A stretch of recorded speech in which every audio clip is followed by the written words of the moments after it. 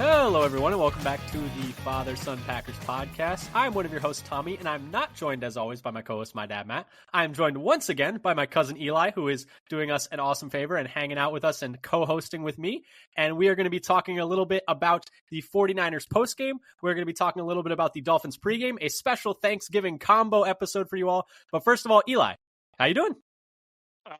Well, I had a nice, relaxing Sunday watching that game, and I'm hoping to repeat it on Thursday. Get a big lunch dinner in me, and then unwind in front of some Packers. So I'm excited for this week.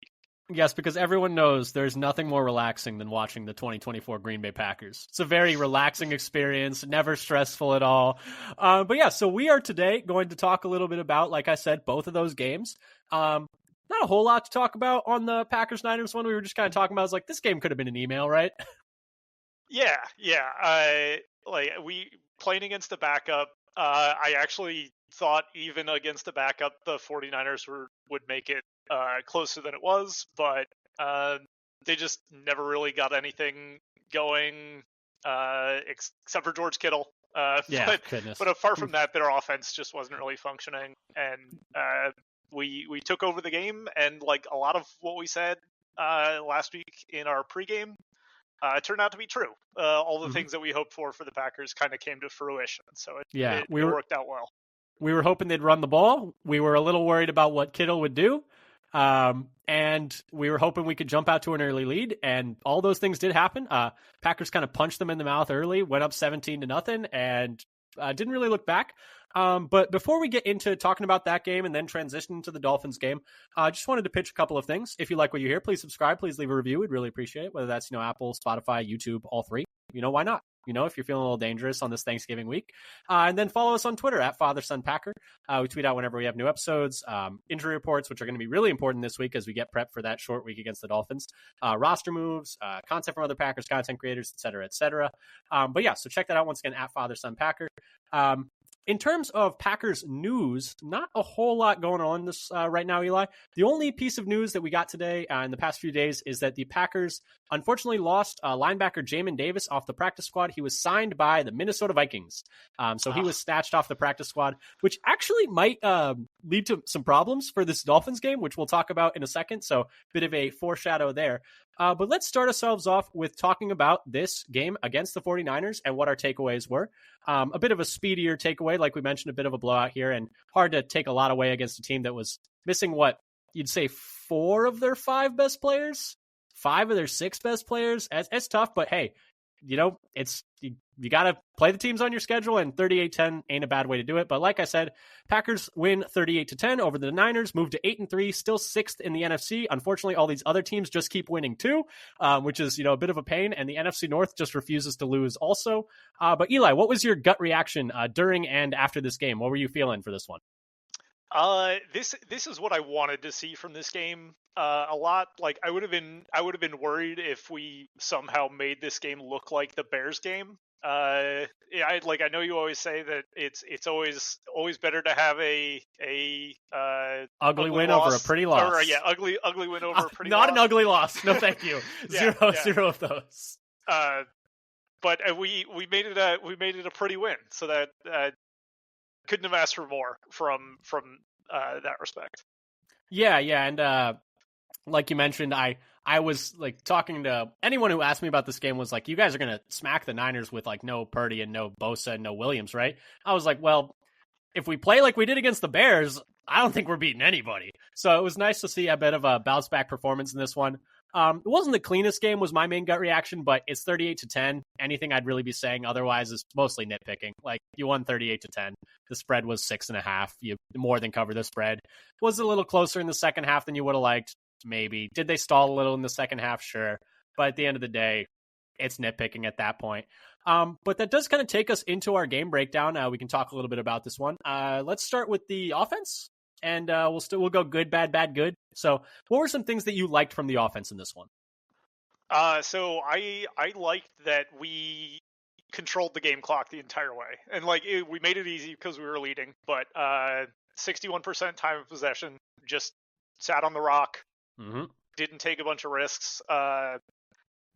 Jordan Love snapping his interception streak, I think, is great to happen in this game.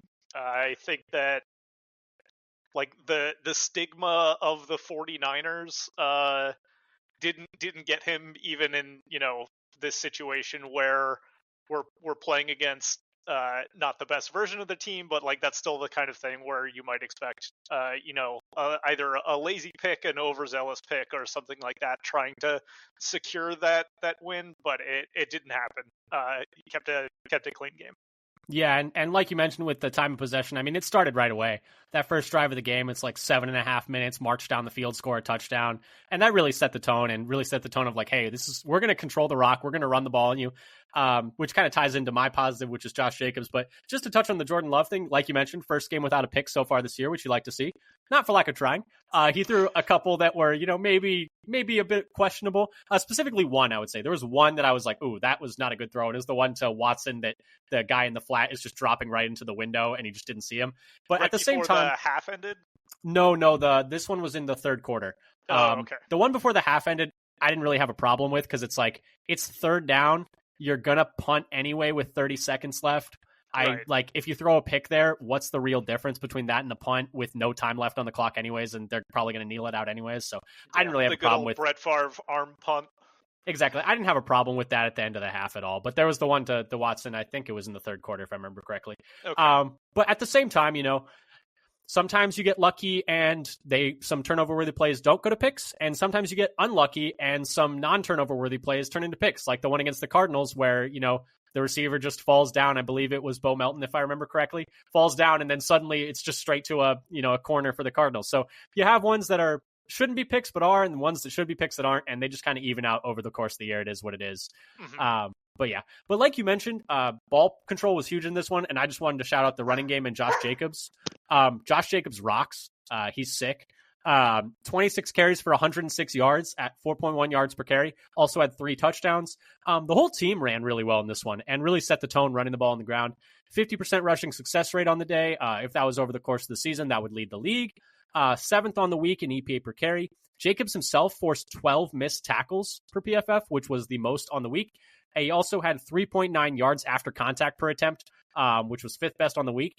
And, he had some big runs in this one. The first run of the game went for like 18 yards right off the bat, which was awesome to see, just right, from the word go, just hitting the ground running, pun intended. But I think, honestly, some of his most impressive runs were ones where it's like, oh, he's getting hit 6 yards behind the backfield and we got 2 yards out of it. Like, just turning negatives into non-negatives and keeping them ahead of the sticks. I just thought he was fantastic in this game. Yeah, I definitely agree. Like, and we had a couple, runs to the outside that we'd previously been struggling with a little bit, and those worked out well. Got positive yardage, got good gains, but most of them were between the tackles and looking good there. Yeah, and it was a really good mix of play design, having a lot of misdirection with, a lot of times having 2 guys in the backfield, whether it was, Josh Jacobs and Jaden Reed, or Josh Jacobs and Chris Brooks, or Emmanuel Wilson and Chris Brooks, and just having a lot of, fakes and misdirections. Their linebackers were guessing all day long as to where they needed to go. Even a guy like Fred Warner, he missed 4 tackles in this game. I think a lot of it was because they had him going the wrong way a lot, and then shout out to Jacobs breaking those tackles. And then also the offensive line just had a really good day as well. I thought up front, really dominating the Niners in the trenches. There's a bit of a stretch there where, the run game slowed down. But at the same time, eventually, I think they were just like, we just have to put 9-8 guys in the box and then just make the Packers throw. And to the Packers' credit, they were still able to move the ball in the air as well. But so that was my main positive, was just the run game was really fantastic in this one. And that was what we talked about coming into this game, was just run the damn ball, control time of possession, put some points on the board, and then hold the ball and just go home. And that'll be enough in this one, and it was enough in this one. In terms of negatives, though, on the offensive side of the ball, I didn't have too much here. The only thing that I had was, when you score 38 points, you score 38 points. The only thing I had was some inconsistencies in the second half. They had 6 real drives in the second half, and 3 of them were 3-and-outs, which is not ideal. And so, because it went 3-and-out punt, and then I believe it was the touchdown off of the pick, and then 3-and-out punt, 3-and-out punt. So the touchdown off the pick was I think that was the order. But either way, they also had worked a short field in there. So it wasn't like they were moving the ball great in the second half, even when they weren't going 3-and-out. But at the same time, it's hard to really be too upset at, how well they were playing. I mean, 38 points is 38 points. At this point, I'm just nitpicking. But it was 17-7 for a good second there in the second half. Where it's like, all right, can we please put these guys away and stop letting them hang around? But besides that, they were good. Yeah, and on those 3-and-outs, two of them were like drive-ending sacks. One of them on a 3rd and 4, which is the kind of thing like I personally hate to see. It always feels like you should have done something different if you are losing a drive to a sack when you have 4 yards to gain. Especially when we've been running the ball so well. And so like 2 of those ended on sacks, and one of them was just like 3 incomplete passes, punt. And yeah. And the sacks, I think some of them, one specifically off the top of my head was like Jordan Love just kind of ran into it. And I was like, ooh, like you didn't need to climb the pocket there. Like you were good. And honestly, maybe both of them. He ran straight forward and just got absolutely Leonard Floyded. And then the other one where it's like the ball is popping out of his hands and he's like juggling it 3 times and manages to come back up with it. I was like, well, that could have been a turning point in the game. Thank goodness it wasn't. But right. Just to look back, it's like, ooh, I wonder what would have happened if that had maybe bounced a different way. But for the most part, the offense was really good in this one. Anything else that you wanted to highlight on the offensive side of the ball besides those drive-ending sacks and, just having some trouble maybe in the second half a bit? No, I think that's good for me on the offense for that game. Yeah, wasn't a whole lot to take away from this one. We talked about coming into this game. Their defense looks a lot different when Nick Bosa's not playing. It's like they allow double the yards per play. They were a little bit beat up in this one. In terms of things that made you think, anything in this one that was like, I wonder what's going on there? It's not necessarily good, not necessarily bad, but you were like, oh, that's curious.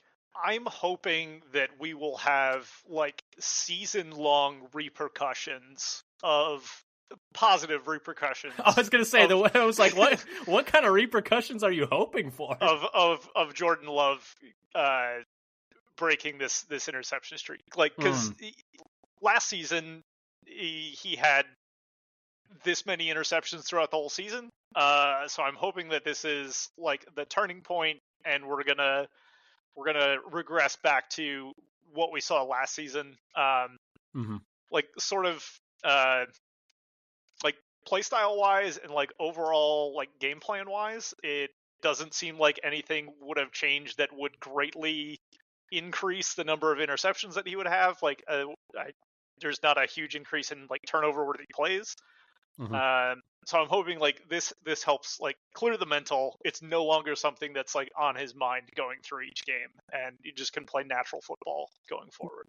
Yeah, and I think like the ones that I watched the QB school O'Sullivan, who does like the deep dives into the quarterback play each week, and I was watching the one for Jordan Love in this one, and he was like, yeah, these ones look mostly like he's just predetermined. Like the 2 almost picks that he had in this game were like, yeah, it looks like he's just already decided that he is going to like throw it there before the ball is even snapped.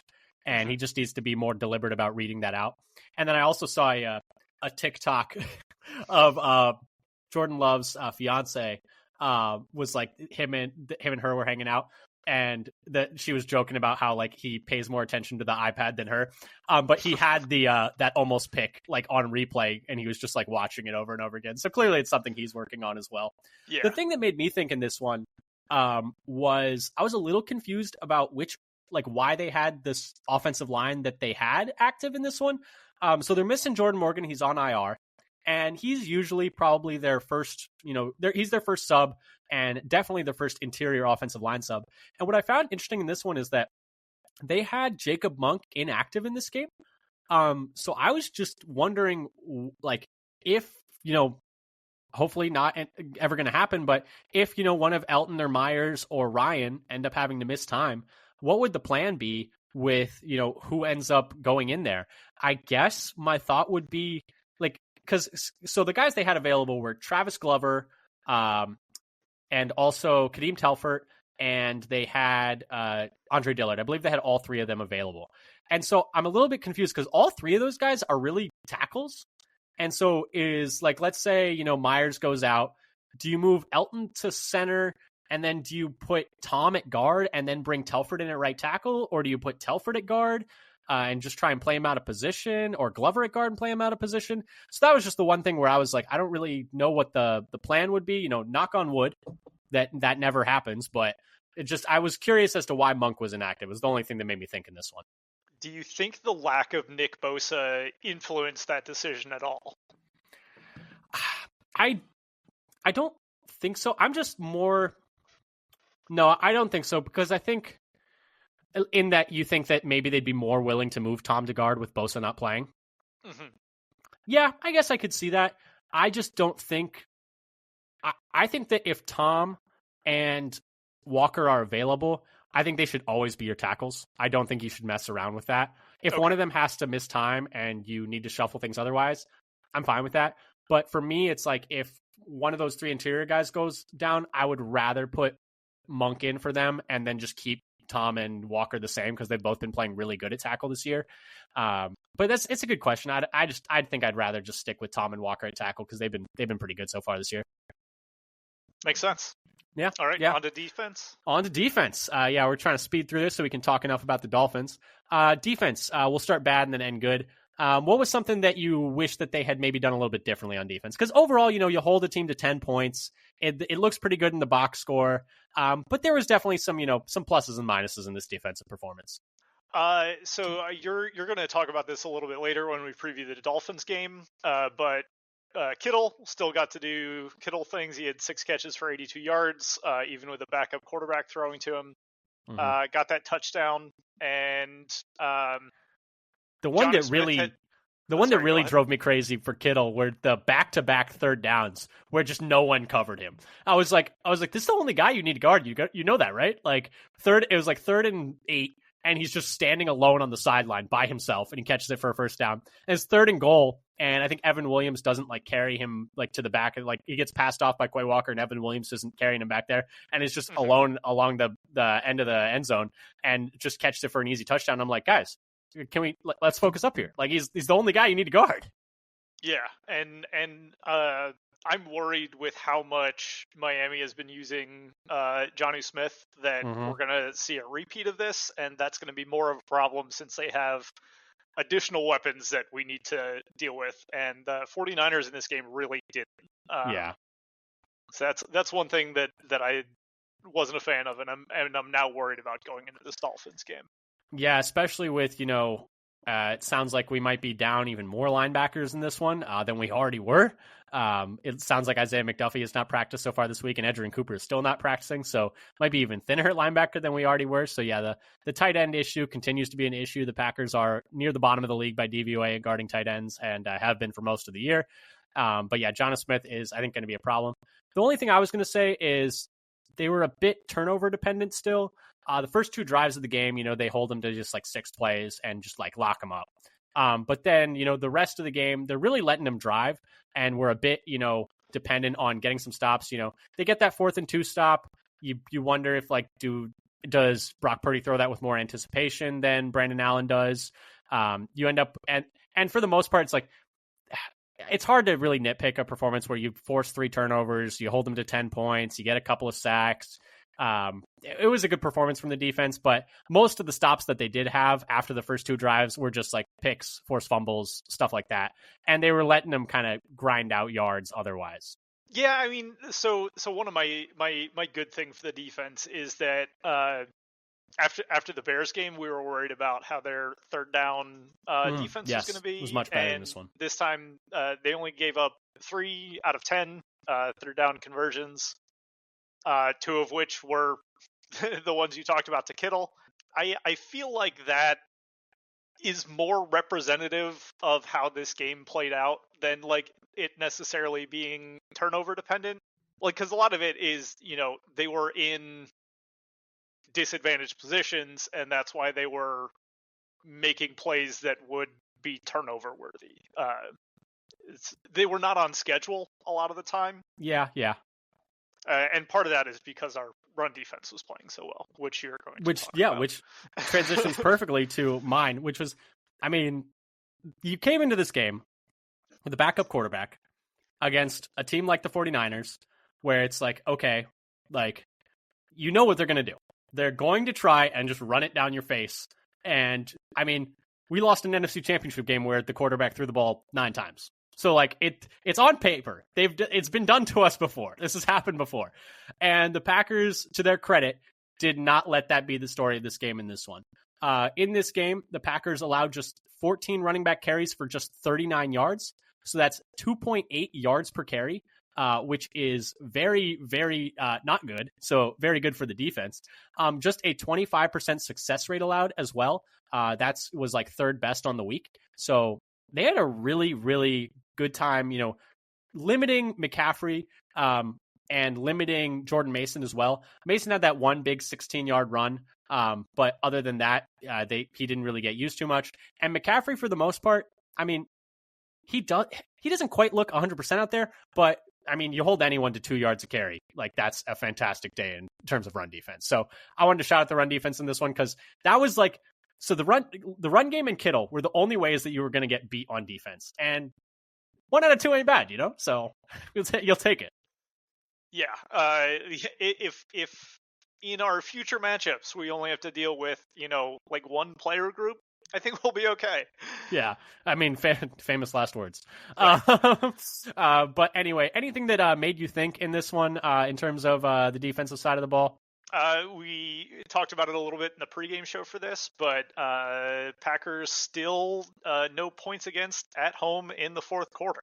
I'm hoping we can keep that up. I hope so too, especially with a home game coming this week. Yeah. For me, the only thing I was a little bit curious about was I was a little bit curious as to why Eric Stokes has like regained his spot. So last week, it was 64 snaps for Carrington Valentine on defense to just 4 for Eric Stokes. And that was coming off of a bye. And you were like, oh, like, so this is the adjustment off of the bye. Valentine has been playing better than Stokes for most of the year. Most people have been calling for Valentine to play over him. And it was like, oh, okay, that's the adjustment they made coming out of the bye. Nope. They came back in this one and said, we're going right back to what we were doing.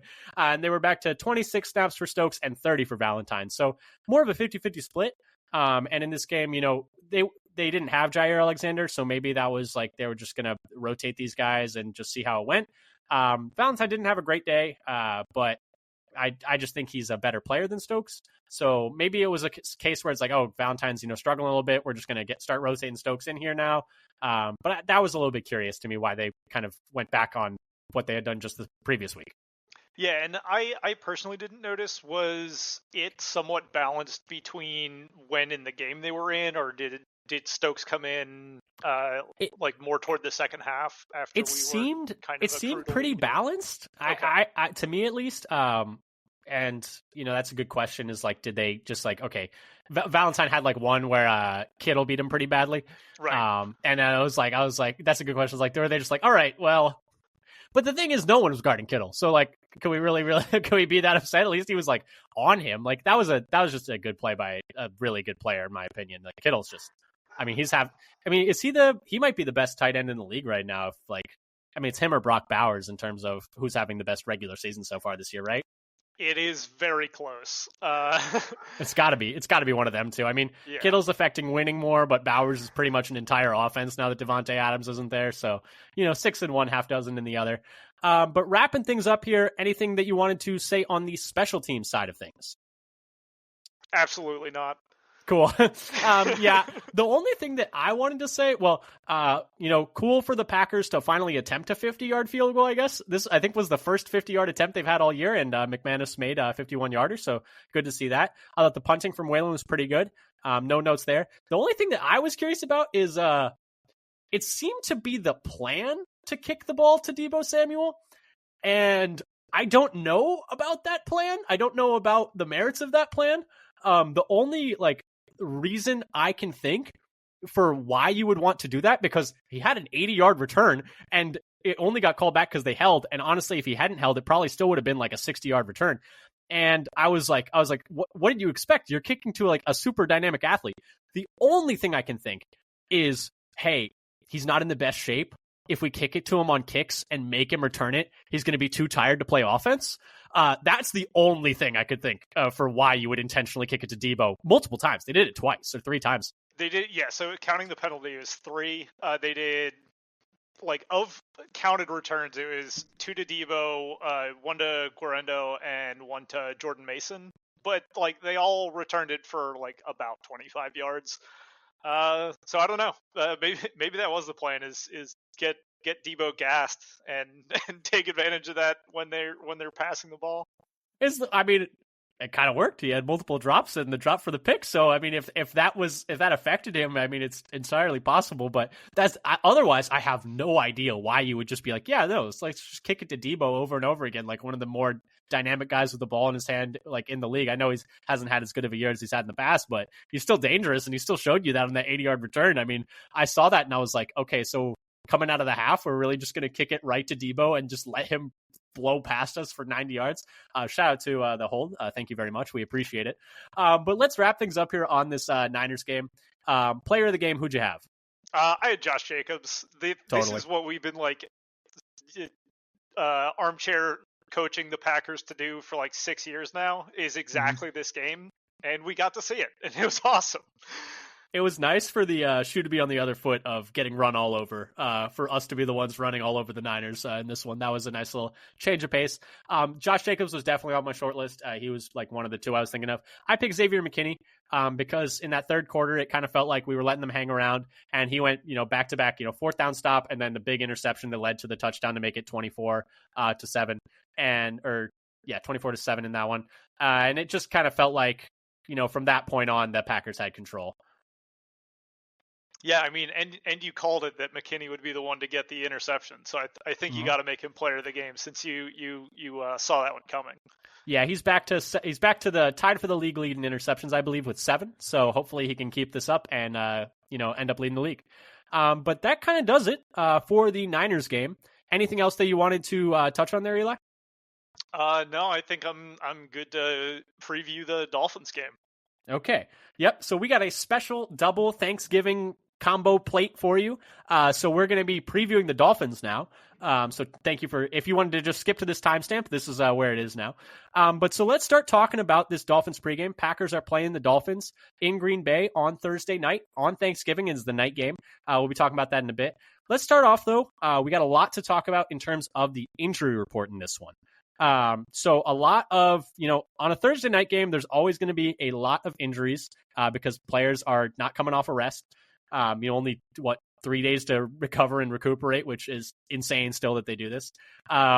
In terms of these injury reports, though, just keep in mind, Monday's injury report is just an estimation. They did not actually have a practice. It's just like what they think the players are doing.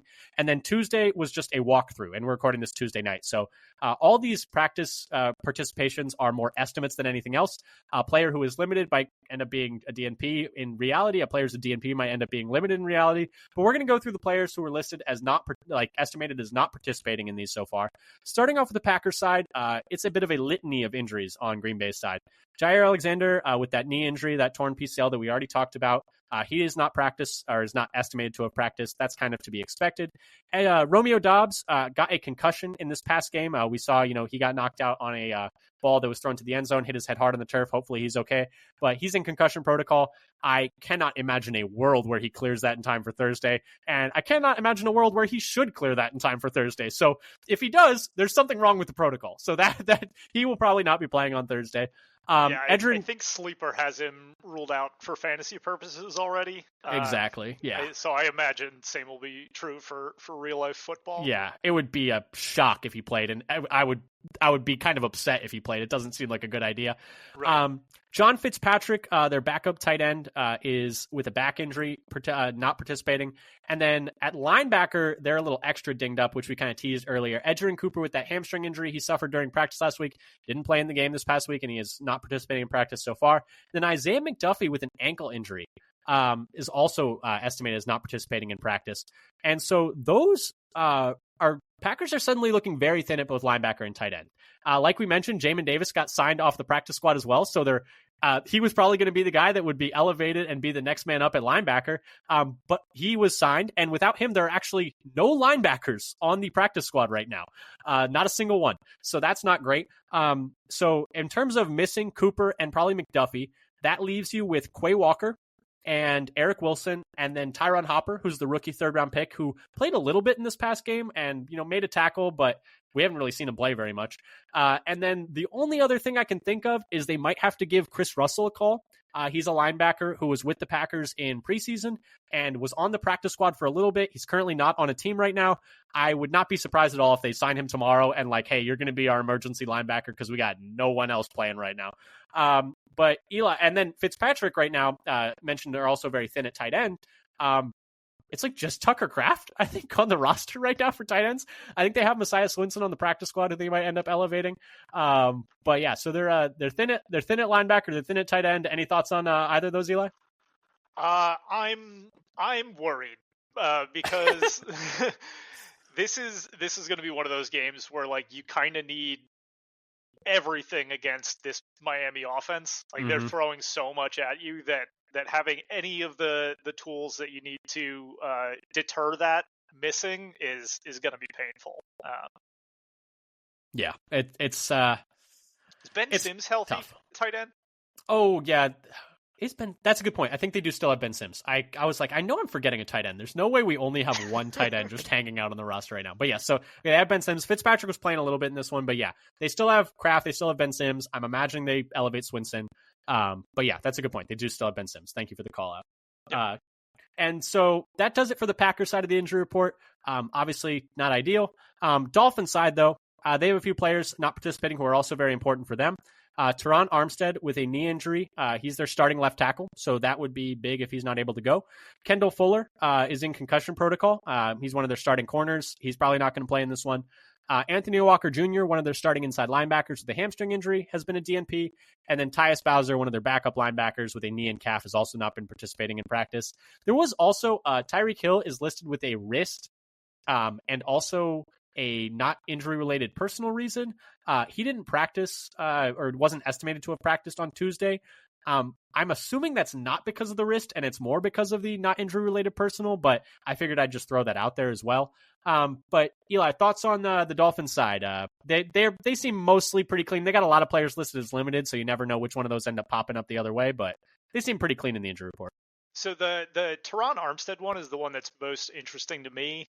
He didn't play the fourth quarter of the Patriots game, and they were talking about that it's kind of important that he didn't play that fourth quarter because gave some time for that knee to recover, especially on a short week.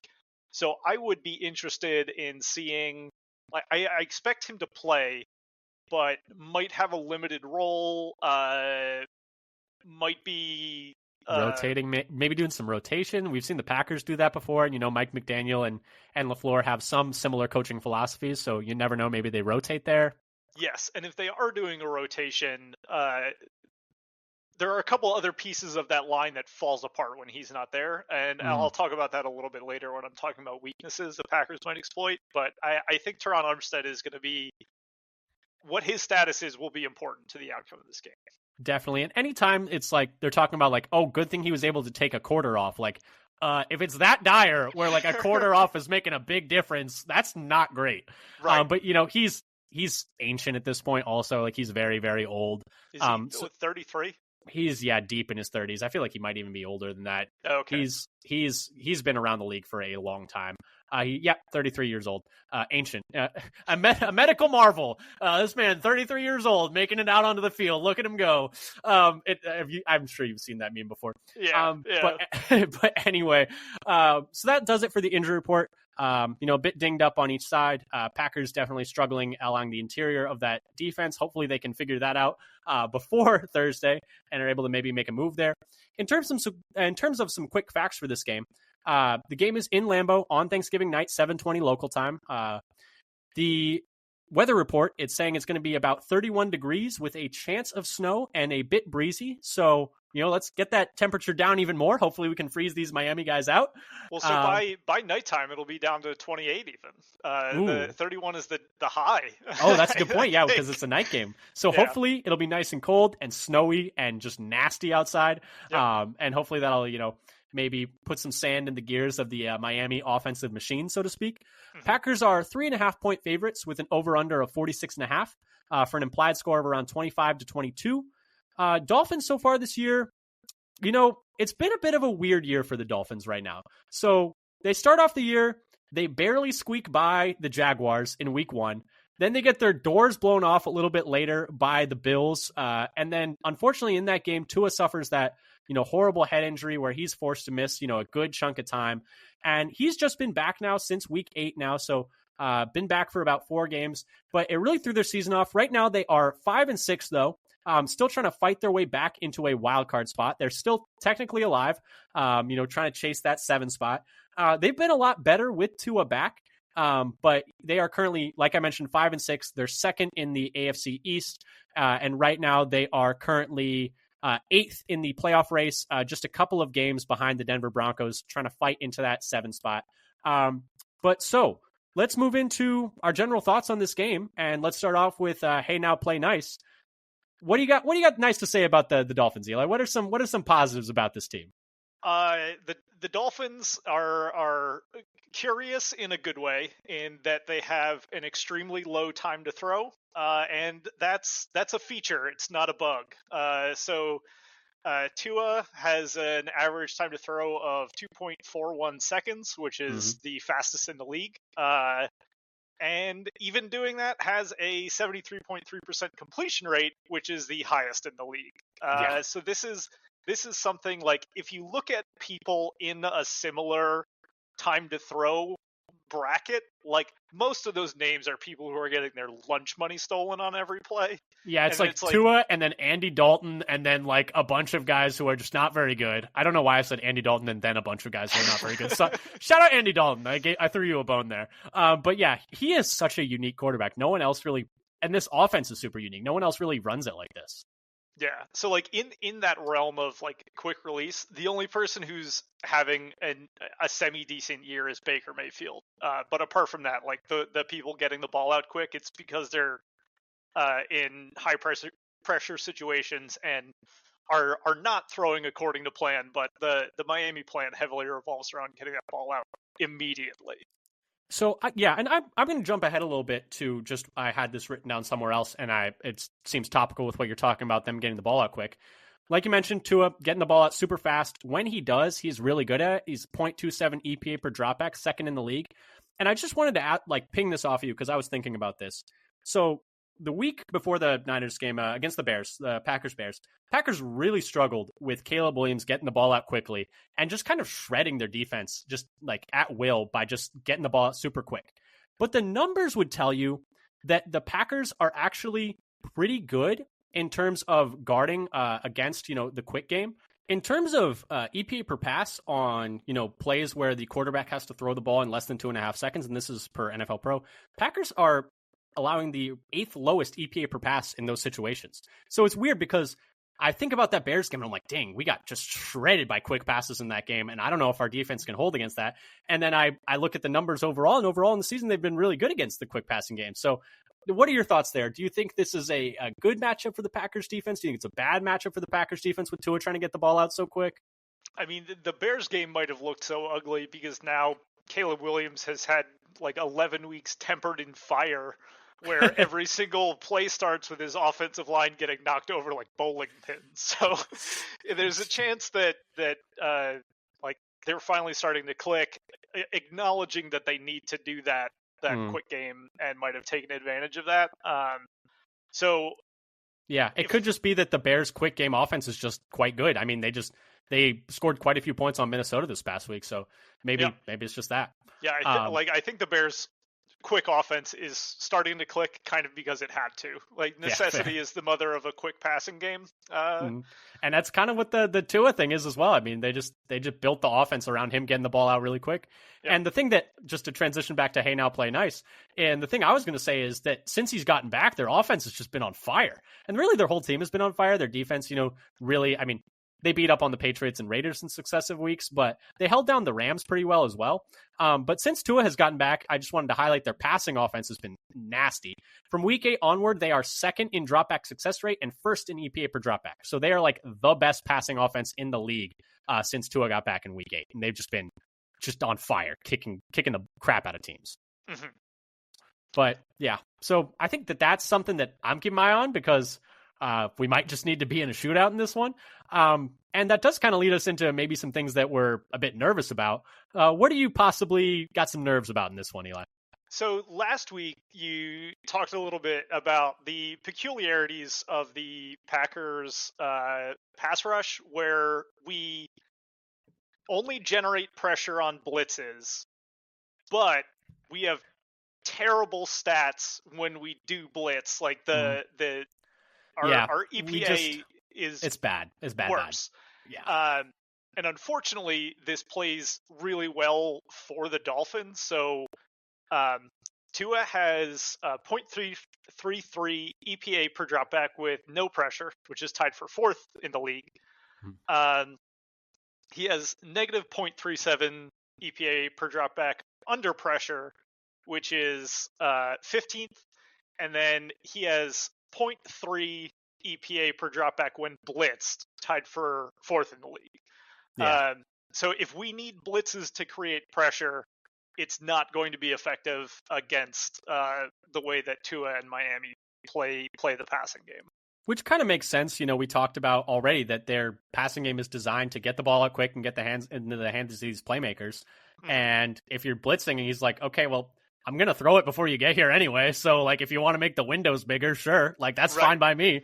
And like, we aren't getting home with our blitzes anyways. Like we have a very low sack rate, even though we have a high pressure rate. Like you mentioned, I think if I remember correctly, I haven't checked it after this Niners game, but going into the Niners game, it's like the only team worse when blitzing was the Jaguars in terms of EPA per pass, like just getting absolutely shredded anytime we do blitz. But yeah, like you mentioned, when he's not pressured, he's really good. And when he is pressured, he's, average. That's been kind of the book on Tua, is the longer he has to hold the ball, the more he has to be able to create with guys in his face. The physical limitations there in his, like, he doesn't have the strongest arm. He's not the quickest guy. He's not the strongest. He's not the fastest. That kind of just takes it. He doesn't have the physical ability to make up for when things get messy around him. And he's been a bit better than that at recent weeks. Like he's done a little bit more creation, specifically in that Cardinals game. I remember he was creating a lot more, but like you mentioned, when he's not pressured, he's going to pick you apart. And, that's just going to be tough for Green Bay because Green Bay has not been getting pressure on anyone.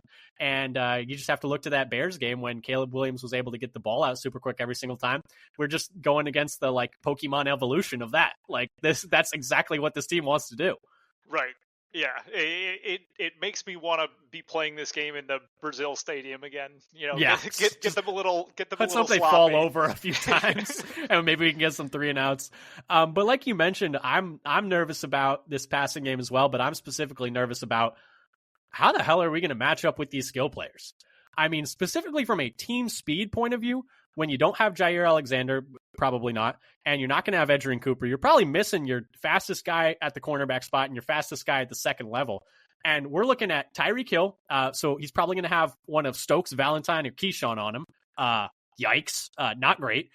Don't know how you're going to stop that. Devon Achane, who's also a real threat out of the backfield. He's averaging 5 targets per game, which is the 5th most in the league amongst running backs. I have no idea who in the linebacker core is going to be able to cover him. I don't know if any of those guys are going to have a prayer. Maybe Quay. It's the only guy with maybe some speed there. And also, I don't know who's going to be able to chase him down sideline to sideline. So that's a bit tough. Jalen Waddle, I mean, he hasn't had the best year, but just throw back to 2022, the last time we played this team on Christmas, he took like an 80-yard house call because we just missed one little assignment passing something off and he was gone. So he can do that in a second. And then Jonnu Smith, I mean, he's fast for a tight end and we can't guard tight ends like you mentioned earlier. Over the past 2 games, some numbers for you. He's had 19 targets, 15 catches, 188 yards, and 3 touchdowns in the last 2 games combined. He's clearly become a focal point of their offense, and we couldn't stop Kittle when we knew that was coming, and we knew he was the only guy that they had. And so how is that going to look, like you mentioned, when we have to guard other guys as well?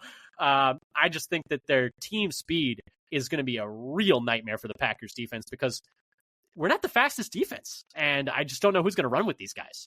Right, and it's not just the, like, incredible athletic ability of these people. It's also that McDaniel's scheme amplifies it. Like a lot of the ways he calls plays, these people are running at full speed before the play even starts. Yeah. So it's borderline cheating. Like these are some Canadian Football League motions. Like, what are we doing here? And like you mentioned, like if 1, we're not as fast as them, and 2, we can't get to Tua, and he's able to hold the ball forever. How long is it going to be before Tyreek Hill is just open like 90 yards down the field? Right. Yeah, I'm worried about catches pretty much at every depth Every level, against any yeah. place. With the ball in their hands, I'm worried about screens. I'm worried about shallow crossers. I'm worried about deep crossers. I'm worried about 9 routes down the sideline. Oh man, it's going to be a tough one just personnel wise for this defense. I think it's going to have to be a lot of overcoming. I think the coaching is going to have to pull some stuff out of a hat in this one. But Packers not totally, like we always say, not totally helpless in this one. There are definitely some weaknesses for the Dolphins. What do you have, though, for something where you think the Packers can maybe take advantage? So I think, it sucks that we're not talking about, or that I'm not about to talk about, like some great thing about the Packers that's really going to help. I think the circumstances of this game are going to be hugely beneficial to the Packers. Mm-hmm. So it's home game, Lambeau, uh, Cold. possibly snow, Yeah. and the Dolphins are traveling on a short week. It's a pretty long trek. Mm-hmm.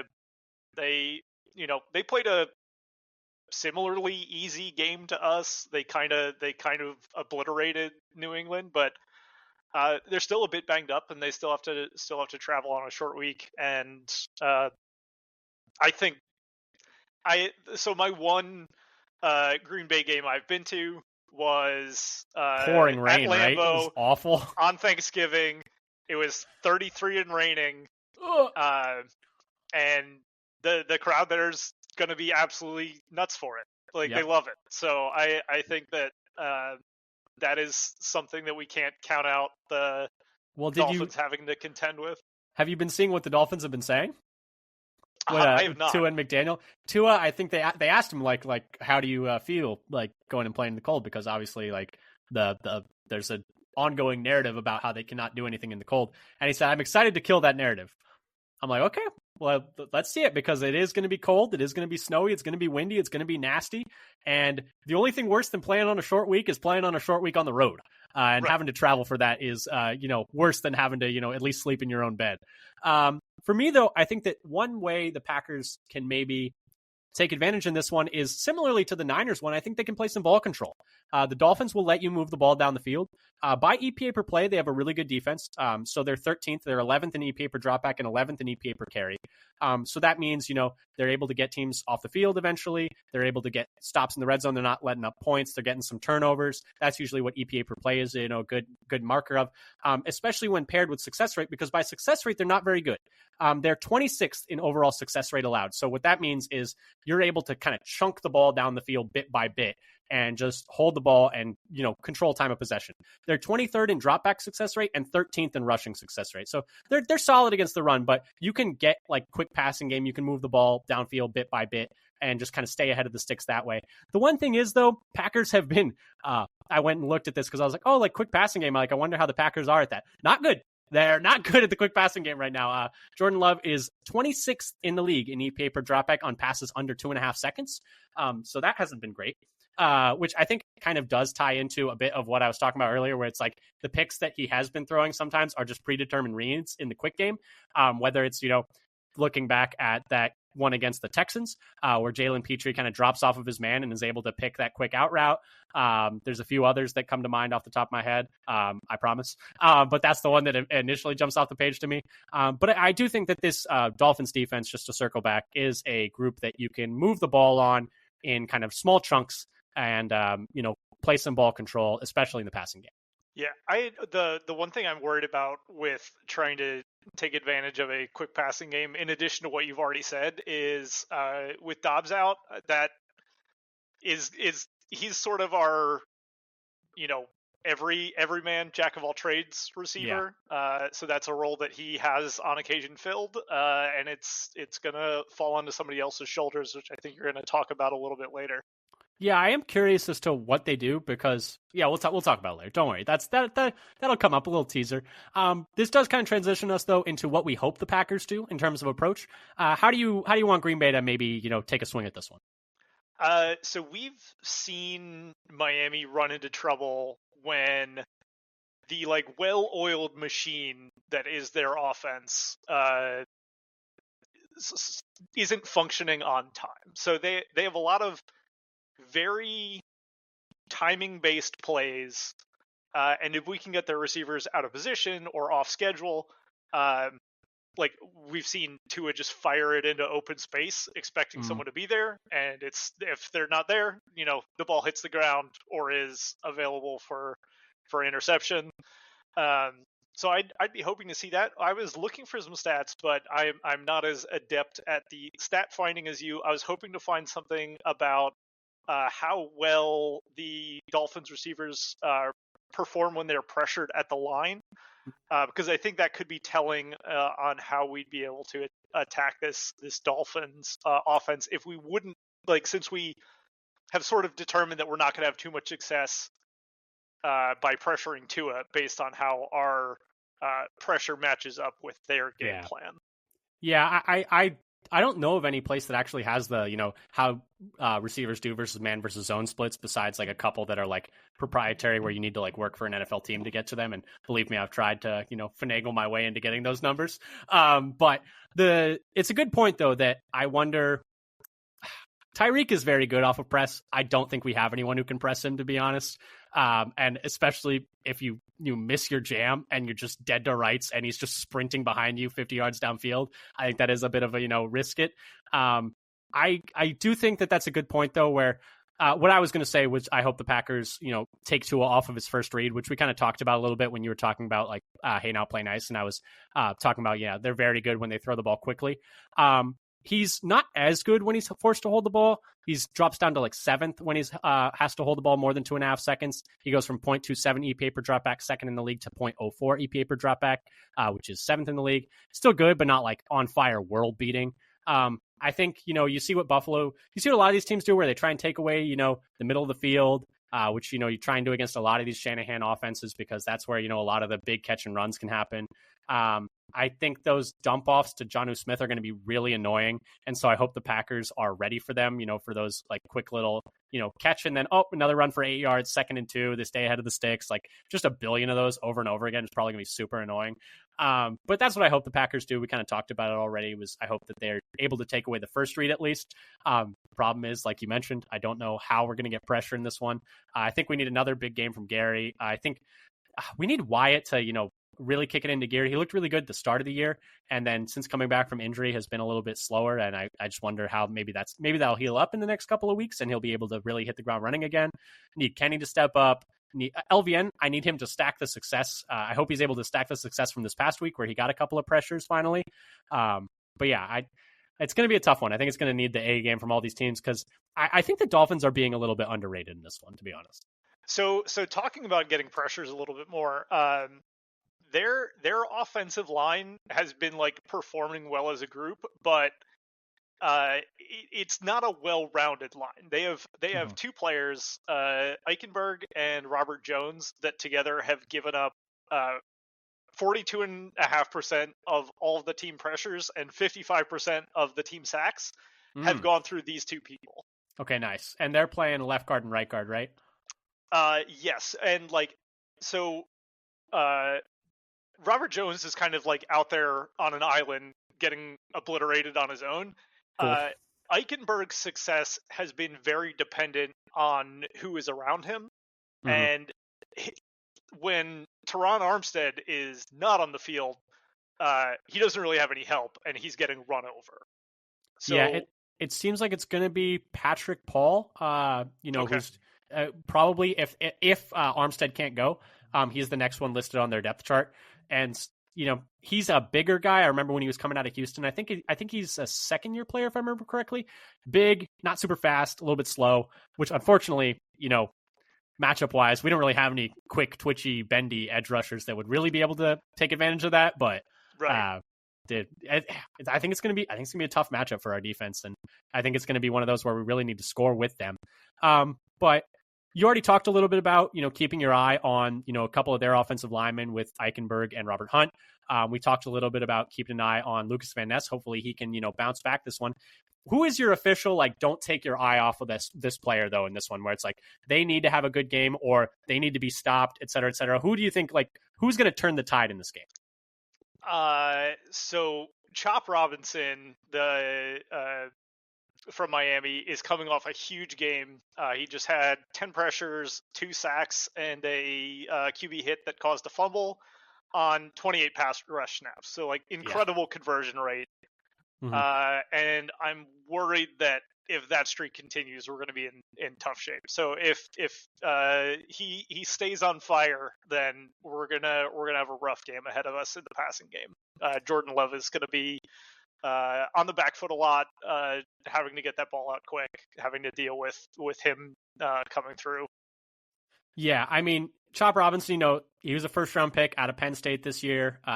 He's very twitchy. He's in like above the 90th, like 99th percentile for 40-yard dash for the position. His 10-yard split is like super duper ridiculously elite. His like just get off the line is like his big thing. He's not the biggest guy. He's only like 6'2 and a half, 250, which is not big for a defensive lineman or for an edge, but he is just so fast off the line. And I don't remember the name of the Patriots right tackle he was going against, but that guy was in hell. That guy was in absolute hell for like the majority of that game. And I will say, I think that matchup in terms of, a more speedy finesse rusher, I think Tom is up to the task for that. I'd imagine they're going to chip him a lot. I'm more worried in terms of that defensive line about Calais Campbell, if I'm being honest. Okay. I am like, holy crap, Calais Campbell is going to eat these guys' lunch. I think he's just bigger and stronger than any of maybe Elton has a chance against him. I think Myers and Ryan are, he's just bigger and stronger than any of them. And also Myers, I didn't forget to mention, but he's been limited with a pectoral injury. So he's not exactly playing at 100%. He was previously listed with a wrist injury where he was forced to miss that Lions game. So it's not the same injury. It's a different injury. So he might not be playing at 100% either. I just think that Calais Campbell might just eat their lunch up front. I'm a little bit worried about that one. Chop Robinson's the kind of like get around or through kind of guy. Calais Campbell's the one who's like put somebody in your lap. Yeah, it's just like deal with this now. And it's going to be tough, and I think that's going to really affect the run and the pass game. The player that I wanted to highlight as my don't take your eye off that guy though is Dontavian Wicks. And like you mentioned, it's seemingly that they're not going to have Romeo Doubs in this game, and he's been their main man coverage beating guy. He's been their main, quick in-breakers on like big third downs. He only had 3 catches in this past game against the Niners before going out to injury, but all 3 of them were on third downs and all 3 of them were on the same drive. And that was a very important drive for Green Bay. And so I just wonder, first I wonder who is going to step up into that role.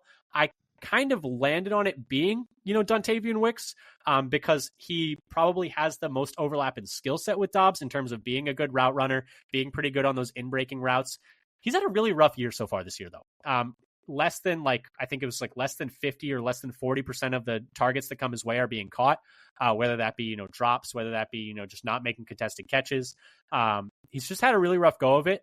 And I do think if he is able to step into this one and have a good game, that could A, be really big for Green Bay in this game because they need it, and B, be really big for the stretch run here where they need as many playmakers on fire as they can as they close out the season here, hopefully on a positive note. It could possibly be Malik Heath. I thought Heath has, looked good anytime he's been asked to play. And so I wouldn't be, shocked if Heath was the guy that they went for that role instead. But I do think that it's going to be Wicks. Wicks has the higher ceiling, and I think Wicks at his best can contribute more to this offense. But I'm curious to see how he looks because he has kind of had his role diminished a little bit since the bye, fewer targets. And I just wonder if he maybe, jumps back into a heavier role and how that goes for him. Completely agree. Yeah, I would like to see him, get back to how he looked at the, last year when he was really, he was a problem for opposing offenses. Like they were really struggling with him in terms of, his quick ability off the line. He's good with the ball in his hands, just needs to work on some catching. But let's move on. Let's go to overtime. Some things that maybe we didn't get a chance to discuss yet. I think we maybe hit on yours already. I'll take mine though. And that is the Dolphins pass rush. You kind of mentioned it with Chop Robinson. I just wanted to talk about their pass rush though. Their pressure rate is just okay. It's 12th in the league at 35.4%. So an above average pass rush. What is really elite though is when they do get pressure, they're getting there really quick. 2.5 seconds to pressure is the second fastest in the whole NFL. So they're really quick when they are able to pressure you, and they're pressuring you at an above average rate, so their pressures are quality. The one thing, though, is they have not been converting them into sacks very much. Just a 5.3% sack rate, which is 26th in the NFL. I'm worried about regression to the mean, folks. I'm a little bit worried about regression to the mean. But so that's just something I wanted to highlight is their pass rush. The numbers are a little weird because they're not getting a lot of sacks, but they're getting a decent amount of pressure, and the pressure they're getting is super fast. I've just wanted to point that out because I think it is going to be a tall task. We already talked about with Robinson and Calais Campbell, and Sealer as well. Is also a defensive lineman who kind of goes under the radar a little bit, although he did just get paid this past offseason. I think I saw someone was saying his wife or significant other was tweeting, they're like, you can't keep saying he's underrated. He already got a big contract this offseason. He's not underrated anymore. He's getting paid like he's a good player, but I think he's been causing some problems along the interior as well. So I think he's also someone to keep an eye on. But yeah, that pass rush could cause problems for Green Bay. But yeah, what are your thoughts there? I mean, we already kind of touched on the pass rush a little bit. I think I would like to see more scrambles out of Love, and that might be my like old, whatever 2015 Aaron Rodgers fan speaking, where it's like he was good for 3 first downs pretty much every game, and I'd kind of like to see that come back, especially if we're going to be facing some quick pressures in this game. Scrambles bailing out early seems acceptable. Mm-hmm. Scrambles are really important, and it is something that we talked about, in the offseason a little bit, actually, me and my dad, about how like that was something that I wish Love would do more.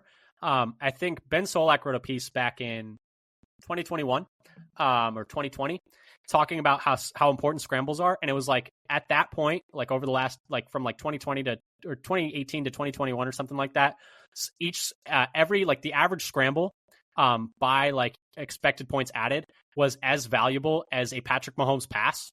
So it's like scrambles are even more important than you think that they are. But yeah, so that is something that I think, to mitigate the pressure there could be really important as well. And yeah, I would like to see him use his legs a little bit more in terms of, going and picking up some first downs as, hopefully he's feeling a little bit healthier here now. But let's move on though to our final thing, bottom line, Dolphins win if blank. I think this game is gonna be a bloodbath. I think we're gonna hit the over, and I think it's gonna start out. I think Miami's first 2 drives are gonna be touchdowns. So we need to match those, or at least go touchdown field goal, so we're not just smoked by the end of the first quarter. Yeah, I think this could be a start fast game for sure. And I mean, that's the thing with Dolphins. They can just score on any given play with guys like Tyreek Hill and Jalen Waddle. No lead is safe when there are guys like that on the other side of the football field and they're able to generate explosives so easily. For me, I have the Dolphins win if they can get the ball into the hands of their playmakers with room to run on the second level. I am scared of our guys trying to chase these dudes down in space. I'm scared of us trying to tackle these guys in space. I'm just scared. I'm just a little bit frightened. But anyway, flipping it to the other side, Packers win if blank. I think the Packers win if they can disrupt the Dolphins game early. Anything to make it seem like something won't work. If there's something that they feel is deficient early on in the game, I think the Packers will be able to snowball that into an advantage. Yeah, and I think the number one thing where the Packers win if they do this is if they just relentlessly pressure Tua. Mm-hmm. I don't think they're going to be able to do that, so I didn't want to put that here. I think that they can win if they can take away his first read enough times to make him hold the ball a little bit longer and either make mistakes or, take a sack that he doesn't need to. Mm-hmm. And so I think that that's it. Man, I wish that we had a pass rush. Goodness, life would be so much easier if we could just rush the passer. Imagine a world where we had Myles Garrett, insert pass rusher here, even if it was just a pass rush specialist guy, even if it was a guy who just came in on third downs and all he did was rush the passer. I feel like this team would really benefit from that right now, but those guys are not just available. Those are, premium positions. Score prediction though, what do you got? I think it's going to be Dolphins 35, Packers 31. Yeah, I got Dolphins 24, Packers 21. I think it's going to be a little bit low scoring with the weather, and I think just barely not hitting that over-under, making some people in Vegas upset. I do think, coming off of a game that it seemed like the Packers were really up for against San Francisco, where it's they really wanted to just beat the crap out of that team. And then they have the Lions next week, and they're never going to say it, But I do wonder about a bit of a letdown game and a look-ahead game, a little double combo with a Thanksgiving game on top of that. I do think that this is I think the Dolphins are being underrated. I think the Dolphins are going to make the playoffs. I think they're a better team than they get credit for. And I think if they had to all season long, it wouldn't even be a question. But I hope I'm wrong. I hope we're both wrong. And hopefully, so the Dolphins, like they were in better position in the standings wise last year at this time of the year, but they had a bad last 2 weeks. They got obliterated by the Ravens. Yeah. And then lost a close one at home to the Bills, and then got absolutely pantsed by the Chiefs in the wild card round. So I don't know. I like they have employed a tight end, which they just straight up didn't have last year.